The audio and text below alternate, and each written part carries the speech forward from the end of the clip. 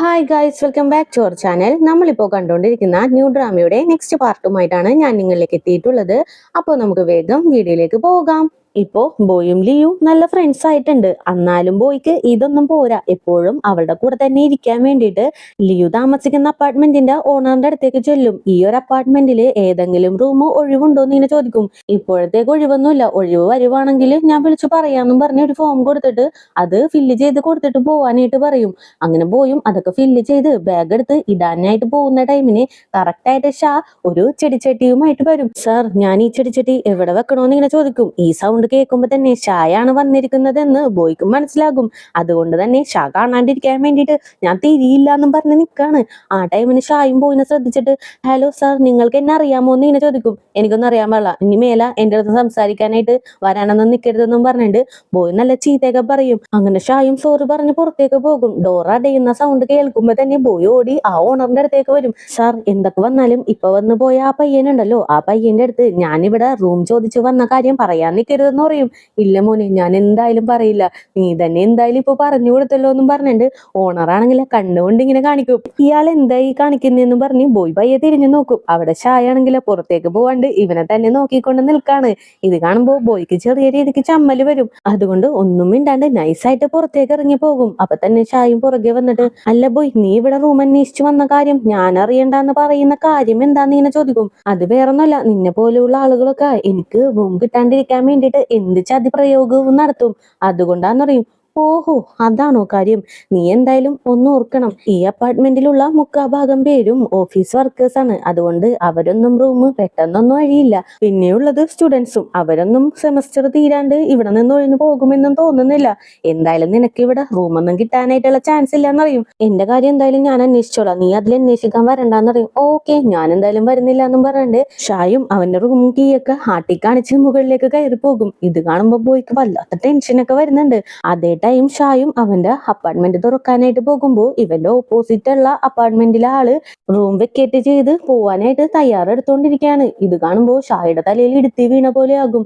ദൈവമേ, ഇപ്പോഴല്ലേ അവന്റെ അടുത്ത് ഇവിടെ റൂമൊന്നും കാലിയാവില്ല, നിനക്ക് കിട്ടില്ല എന്ന് പറഞ്ഞു വന്നത്. ദേ അപ്പോഴത്തേക്ക് ഒരാള് റൂം കഴിഞ്ഞ് പോവാണല്ലോ, ഇനി ഞാൻ എന്ത് ചെയ്യുമെന്ന് പറഞ്ഞ് ഒന്ന് ഷോക്കായിട്ട് നിൽക്കും. അങ്ങനെ സീൻ കട്ട് ചെയ്താല് നെക്സ്റ്റ് ഡേ ലിയു കോളേജിലേക്ക് ഭയങ്കരമായിട്ട് ഭയന്നാണ് പോകുന്നത്. മറ്റുള്ളവരെ എങ്ങനെ ഫേസ് ചെയ്യും? ഓൾറെഡി ഒരുപാട് ബാഡ് കമന്റ് ഒക്കെ വന്നിട്ടുണ്ടല്ലോ, അതിന്റെ എല്ലാ ഭയവും അവളുടെ ഉള്ളിലുണ്ട്. അതേ ടൈം ബോയും ലിയുവിന്റെ കൂടെ നടക്കാനായിട്ട് തുടങ്ങും. ഇത് കാണുമ്പോ ലിയു അല്ല നീ എന്താ എന്റെ കൂടെ വരുന്നേന്ന് ഇങ്ങനെ ചോദിക്കും. നീയേ ഓൾറെഡി ഭയന്നാ നടക്കുന്നത്, അപ്പൊ നിനക്കൊരു ധൈര്യത്തിന് ഞാൻ കൂടെ വന്നതാന്ന് പറയും. അല്ല ബോയ്, നീ എന്റെ കൂടെ നടന്നാ എന്തെങ്കിലും പ്രോബ്ലം നിനക്ക് വരില്ലേന്ന് ഇങ്ങനെ ചോദിക്കും. എന്ത് പ്രോബ്ലം വന്നാലും ആ ടൈമിനെ ഫേസ് ചെയ്താ പോരെ. അല്ല ലിയു, നീ ഒരുപാട് ക്ലാസ് ഒക്കെ മിസ് ചെയ്തതല്ലേ, നിനക്ക് നോട്ട്സ് വല്ലതും വേണമെങ്കിൽ ഞാൻ തരാന്ന് പറയും. വേണ്ട ബോയ്, എനിക്ക് ഫീ ഓൾറെഡി തന്നു എന്ന് പറയും. ഇത് കേൾക്കുമ്പോ ബോയ്ക്ക് എന്തോ പോലെ ആകും. ഫെയ്യിനെ ഒന്ന് നോക്കണോന്ന് പറയാനായിട്ട് വരുമ്പോ തന്നെ ബോയിനെ ലിയോ സ്റ്റോപ്പ് ചെയ്യും. ഫെയ്യിനെ കുറിച്ച് നീ ഒരു കുറ്റവും എന്റെ അടുത്ത് പറയരുത്, എനിക്കത് ഇഷ്ടമല്ല എന്നറിയും. ഓക്കെ, ഞാൻ എന്തായാലും പറയുന്നില്ല. അവളൊരു പ്രോബ്ലവും ചെയ്യാത്തടത്തോളം കാലം ഞാൻ എന്തായാലും ഒന്നും പറയാനായിട്ട് വരില്ല. ഇനി എങ്ങാനും അവള് തല പൊക്കി കഴിഞ്ഞാല് ഞാൻ എന്ത് ചെയ്യുമെന്ന് പറയാനും പറ്റില്ല എന്നറിയും. ഇത് കേട്ട് ലിയോ ഒന്ന് ചിരിച്ചുകൊണ്ട് നിൽക്കും. ആ ടൈമിന് ആനി ഇവരുടെ അടുത്തേക്ക് ഓടി വരും. നിങ്ങൾ രണ്ടുപേരും ഈ കോളേജിൽ നടക്കുന്ന പ്രോഗ്രാമിൽ പാർട്ടിസിപ്പേറ്റ് ചെയ്യുന്നുണ്ടോ എന്ന് ചോദിക്കും. എന്ത് പ്രോഗ്രാം ഇപ്പൊ നടക്കുന്നതെന്നും പറഞ്ഞിട്ട് രണ്ടുപേരും ഒരേപോലെ ചോദിക്കും. അല്ല, നിങ്ങൾ രണ്ടുപേരും ഈ വരാന്തയെ കൂടെയല്ലേ നടന്നു വന്നത്? അപ്പുറവും ഇപ്പുറവും ആ പ്രോഗ്രാമിന് വേണ്ടിയിട്ട് ഒരുപാട് കാര്യങ്ങൾ സ്റ്റുഡൻസ് എല്ലാവരും ചെയ്യുന്നുണ്ട്, അതൊന്നും നിങ്ങൾ കണ്ടില്ലേ? അപ്പൊ പിന്നെ നിങ്ങൾ എന്ത് സംസാരിച്ചാ വന്നത്? നിങ്ങൾ ഈ ലോകത്തൊന്നും ഉണ്ടായിരുന്നില്ലെന്നും ചോദിച്ച് രണ്ടുപേരെയും നല്ല രീതിക്ക് കളിയാക്കും. അപ്പൊ തന്നെ പോയും എന്തായാലും അതൊക്കെ വിട്, അല്ല എന്ത് പ്രോഗ്രാമായി ഇവിടെ നടക്കാൻ പോകുന്നതെന്ന് ചോദിക്കും. അപ്പൊ തന്നെ ആനും എല്ലാ വർഷവും ഒരു കൾച്ചറൽസ് പോലെ ഒരു പ്രോഗ്രാം ഇവിടെ കണ്ടക്ട് ചെയ്യാറുണ്ട്. ഓരോ ഡിപ്പാർട്ട്മെന്റും എന്തെങ്കിലും ഒരു പ്രോഗ്രാം എടുത്ത് ചെയ്യും. അതില് താല്പര്യമുള്ളവർക്ക് പാർട്ടിസിപ്പേറ്റ് ചെയ്യാം, അല്ലാത്തവർക്ക് വീട്ടിൽ പോയിരിക്കാം, അതിലൊന്നും ഒരു പ്രോബ്ലവും ഇല്ലാന്ന് പറയും. അപ്പൊ തന്നെ ലിയു അല്ല നമ്മുടെ കെമിസ്ട്രി ഡിപ്പാർട്ട്മെന്റ് എന്ത് പ്രോഗ്രാമാണ് കണ്ടക്ട് ചെയ്യുന്നതെന്ന് ചോദിക്കും. അങ്ങനെ തന്നെ ഞാനും രണ്ടുപേരെയും പിടിച്ചെടുത്ത് ലാബില് എല്ലാ കാര്യങ്ങളും കാണിച്ചു കൊടുക്കും. ലാബ് ബാർ എന്നുള്ളൊരു കോൺസെപ്റ്റ് ആണ് നമ്മുടെ കെമിസ്ട്രി ഡിപ്പാർട്ട്മെന്റ് എടുത്തിട്ടുള്ളതെന്നും പറഞ്ഞ് എല്ലാ കാര്യങ്ങളും വിവരിച്ചു കൊടുക്കും. ഇത് കാണുമ്പോൾ ലിയു അയ്യോ, ഇതിന്റെ കോസ്റ്റ്യൂം ഇത്തിരി വിയേർഡ് ആണല്ലോ, ഈ ഒരു കോസ്റ്റ്യൂം ഇട്ട് എങ്ങനെ പെർഫോം ചെയ്യുമെന്ന് എന്നെ ചോദിക്കും. അപ്പൊ തന്നെ ബോയും, ലിയു നിന്നെ ആര് വന്ന് വിളിച്ചാലും ഈ ഒരു പ്രോഗ്രാമിൽ പാർട്ടിസിപ്പേറ്റ് ചെയ്യാനായിട്ട് പോകണ്ട. അങ്ങനെ നീ പോയി കഴിഞ്ഞാല് നിനക്ക് എന്തെങ്കിലും ഒരു പ്രോബ്ലം ഉണ്ടാകും. അതുകൊണ്ട് നീ എന്തായാലും ഇതിന് പാർട്ടിസിപ്പേറ്റ് ചെയ്യാൻ നിൽക്കണ്ടെന്ന് പറഞ്ഞു തീരുന്നതിന് മുമ്പ് തന്നെ ഫെയ് അങ്ങോട്ടേക്ക് ഓടിയെത്തും. ലിയു നീ ഇവിടെ ഇരിക്കുവായിരുന്നോ? ഞാൻ എവിടെയൊക്കെ നിന്നെ അന്വേഷിച്ച് നടന്നു എന്നറിയാമോ? നമ്മുടെ കെമിസ്ട്രി ഡിപ്പാർട്ട്മെന്റ് ലാബാർ എന്നുള്ള ഒരു കോൺസെപ്റ്റ് ആണ് പെർഫോം ചെയ്യാനായിട്ട് പോകുന്നത്. അതില് നമുക്കും കൂടി പങ്കെടുക്കാം. എനിക്ക് അതിൽ പോവാനായിട്ട് താല്പര്യമുണ്ട്. നീ ഇല്ലെങ്കിൽ എനിക്ക് ഒറ്റക്ക് ഒന്നും ചെയ്യാനായിട്ട് പറ്റില്ല. അതുകൊണ്ട് നീയും കൂടി എന്റെ കൂടെ വരണോന്ന് പറയും. ഇത് കേൾക്കുമ്പോ ബോയ്ക്ക് ഭയങ്കര ദേഷ്യം കയറും. നിന്റെ ഫ്രണ്ടിനാ ഇങ്ങനെ ഒരു പ്രോഗ്രാമിൽ പാർട്ടിസിപ്പേറ്റ് ചെയ്യാനായിട്ടാണല്ലോ വിളിക്കുന്നത്. ശരിക്കും നിനക്ക് നാണം വല്ലതും ഉണ്ടോ എന്ന് ഇങ്ങനെ ചോദിക്കും. അല്ല ഇതിനെന്തിനാ നാണിക്കുന്നത്? ഇതൊരു പ്രോഗ്രാം അല്ലേ, അതിൽ പാർട്ടിസിപ്പേറ്റ് ചെയ്താല് എന്താ പ്രോബ്ലം എന്ന് ഇങ്ങനെ ചോദിക്കും. അപ്പൊ തന്നെ ലിയു, നിനക്ക് ഇതിന്റെ കോൺസെപ്റ്റ് എന്താണെന്ന് അറിയാമോ എന്ന് ഇങ്ങനെ ചോദിക്കും. ആ എനിക്കറിയാം, ഏകദേശം ഇതൊരു ബാർ പോലെ തന്നെയാണ്. അതില് വരുന്ന കസ്റ്റമേഴ്സിന് സ്നാക്സും ഡ്രിങ്ക്സ് ഒക്കെ കൊടുക്കണം, അത്രയല്ലേ ഉള്ളൂ എന്ന് ഇങ്ങനെ ചോദിക്കും. പക്ഷെ അതിലൊരു പ്രോബ്ലം കൂടി ഉണ്ട് ഫെയ്. ആ ഒരു പ്രോഗ്രാമിലെ ഇതേപോലുള്ള ഡ്രസ്സൊക്കെ ആയിരിക്കും ഇടാനായിട്ട് പറയുക. ഇത് നീ അറിഞ്ഞിട്ട് തന്നെയാണോ എന്ന് ഇങ്ങനെ ചോദിക്കും. അയ്യോ ലിയു, എനിക്കിതൊന്നും അറിയാൻ പാടില്ലായിരുന്നു. ഇതൊന്നും അറിയാണ്ടാണ് ലിയു ഞാൻ നിന്നെ വിളിച്ചത്. ഇതൊക്കെ അറിഞ്ഞിരുന്നെങ്കിൽ ഞാൻ ഒരിക്കലും വിളിക്കില്ലായിരുന്നു എന്നും പറഞ്ഞിട്ട് ഫെയ് നല്ല രീതിക്ക് ആക്ട് ചെയ്യാനായിട്ട് തുടങ്ങും. അങ്ങനെ സീൻ കട്ട് ചെയ്താല് ലാബിൽ കാണിക്കാണ്. ഇപ്പൊ എല്ലാവരും ലാബിലാണ് ഉള്ളത്. ഫെയ് ആണെങ്കിൽ ഭയങ്കര ഡള്ളായിട്ടിരിക്കും. ഇത് കാണുമ്പോൾ ലിയു, എന്ത് പറ്റി ഫെയ്, നിനക്ക് വയ്യെങ്കിൽ നീ മാറി നിന്ന് റെസ്റ്റ് എടുത്തോ, ഇവിടെയുള്ള കാര്യങ്ങൾ ഞാൻ ചെയ്തോളാന്ന് പറയും. ആ ലിയു എനിക്ക് ഒട്ടും വയ്യ, നീ എന്തായാലും ചെയ്തോ, ഞാൻ കുറച്ചു നേരം റെസ്റ്റ് എടുത്തിട്ട് വരാമെന്നും പറഞ്ഞ് കുറച്ചു ദൂരം മാറി നിൽക്കും. ഇത് കാണുന്ന മാർക്കും ഫ്രണ്ട്സിനെ വിളിച്ചിട്ട്, ഫെയ് കുറച്ച് ഡള്ളായിട്ടാണ് ഇരിക്കുന്നത്. ഈ ടൈമിന് വേണം അവളുടെ അടുത്ത് പോയിട്ട് എനിക്കൊന്ന് ഇംപ്രസ് ചെയ്യാനായിട്ട്. ഇങ്ങനെയുള്ള ടൈമിന് പെൺപിള്ളേരുടെ അടുത്ത് പോയി കുറച്ച് ജോക്സ് ഒക്കെ പറഞ്ഞാല് അവര് നമ്മുടെ വലയിൽ വീഴും. ഞാൻ എന്തായാലും അവളുടെ അടുത്ത് പോട്ടെ എന്ന് ചോദിക്കും. ഫ്രണ്ട്സ് എല്ലാവരും മാർക്കിനെ എൻകറേജ് ചെയ്ത് വിടും. മാർക്കാണെങ്കിലോ ഫെയ്യുടെ അടുത്തേക്ക് ചെന്ന് നിന്ന് കുറെ പൊട്ട കോമഡിയൊക്കെ അടിക്കാനായിട്ട് തുടങ്ങും. ഫ്രണ്ട്സ് എല്ലാവരും ഇത് കേട്ട് പഴയ ജോക്കാണ് മാറ്റി പിടിക്കുന്നു പറഞ്ഞ് മാർക്കിനെ കളിയാക്കുന്നുണ്ടെങ്കിൽ പോലും ഫെയ് ആണെങ്കിലോ ആ ഒരു പൊട്ട ജോക്കിന് പോലും ചിരിച്ചുകൊണ്ട് നിൽക്കും. കണ്ട എന്റെ വില നിങ്ങൾക്ക് അറിയാൻ പാടില്ലെങ്കിലും ഫെയ്ക്ക് അറിയാം. ഫെയ് ചിരിക്കുന്നത് കണ്ടോ എന്ന് ചോദിക്കും. ആ ടൈമിനാണ് ഫെയ്ക്ക് എന്തോ ഒരു ഐഡിയ മനസ്സിലേക്ക് വരുന്നത്. ഇത് കിട്ടിക്കഴിയുമ്പോൾ വീണ്ടും ഹാപ്പി ആകും. മാർക്ക് നീ കാരണമാണ് ഞാനിപ്പോ ഓക്കെ ആയത്. എനിവേ താങ്ക്സ് എന്ന് പറയും. ആ ഓക്കെ ഫെയ്, നീ ഇങ്ങനെ ഡള്ളായിട്ട് നിൽക്കുമ്പോ എന്നെ വിളിച്ചാൽ മതി, ഞാൻ ഒരുപാട് ജോക്സ് ഒക്കെ പറഞ്ഞ് നിന്നെ ഓക്കെ ആക്കി എടുക്കാന്ന് പറയും. ആ ഓക്കെ, ഇപ്പൊ എന്റെ ടയേർഡൊക്കെ മാറി, ഞാൻ എന്തായാലും പോയി ലിയുനെ ഹെൽപ്പ് ചെയ്യട്ടെ എന്നും പറഞ്ഞ് നേരെ ലിയുന്റെ അടുത്തേക്ക് വരും. ലിയു ഞാനിപ്പോ ഓക്കെ ആണ്, നിനക്ക് എന്തെങ്കിലും ഹെൽപ്പ് വേണോന്ന് ഇങ്ങനെ ചോദിക്കും. ആ ഹെൽപ്പ് വേണം, ഈ ടെസ്റ്റ് ട്യൂബ് ഒന്ന് പിടിക്കുന്നും പറഞ്ഞിട്ട് ഫെയ്യുടെ കയ്യിലേക്ക് കൊടുക്കും. പക്ഷേ ഫെയ് അത് വാങ്ങുന്നതിന് മുമ്പ് തന്നെ നിലത്തേക്ക് വീണ് പൊട്ടിപ്പോകും. ഫെയ്യുടെ കാലിലും കയ്യിലും ചെറിയ രീതിയിലുള്ള പൊള്ളലും നിൽക്കും. ഇത് കാണുമ്പോൾ ലിയുന് ഭയങ്കര പേടിയാകും. സോറി ഫെയ്, ഞാനത് അറിഞ്ഞുകൊണ്ട് ചെയ്തതല്ല, നീ ആ ടെസ്റ്റ് ട്യൂബ് പിടിച്ചു എന്ന് വിചാരിച്ചാ ഞാൻ വിട്ടത്, സോറി എന്നും പറഞ്ഞിട്ട് ഭയങ്കര പേടിച്ചരണ്ടിരിക്കും. ലിയുന് പേടിക്കണ്ട, എനിക്ക് വലിയ മുറിവൊന്നും പറ്റിയിട്ടില്ല എന്ന് ഫെയ്യും പറയും. അപ്പൊ തന്നെ എല്ലാവരും കൂടി ഫെയ്നെയും കൂട്ടി ഹോസ്പിറ്റലിലേക്ക് പോകും. അങ്ങനെ സീൻ കട്ട് ചെയ്താല് നമ്മുടെ ലിയു ഫെയ്യിനെ കാണാനായിട്ട് വന്നേക്കുവാണ്. സോറി ഫെയ്, ഞാൻ അറിഞ്ഞുകൊണ്ട് ചെയ്തതല്ല, നീ ആ ടെസ്റ്റ് ട്യൂബ് പിടിച്ചു എന്ന് വിചാരിച്ചാ ഞാൻ വിട്ടത്, എന്തായാലും നീ എന്റെ അടുത്ത് ക്ഷമിക്കെന്ന് പറയും. ഇല്ല, എനിക്കതിൽ പ്രോബ്ലം ഒന്നുമില്ല, എന്റെ സങ്കടം മുഴുവനും ലാബാറിനെ കുറിച്ച് ആലോചിച്ചാണ്. എല്ലാ കാര്യങ്ങളും സെറ്റ് ചെയ്ത് എല്ലാം കൊടുത്തത് ഞാനാണ്.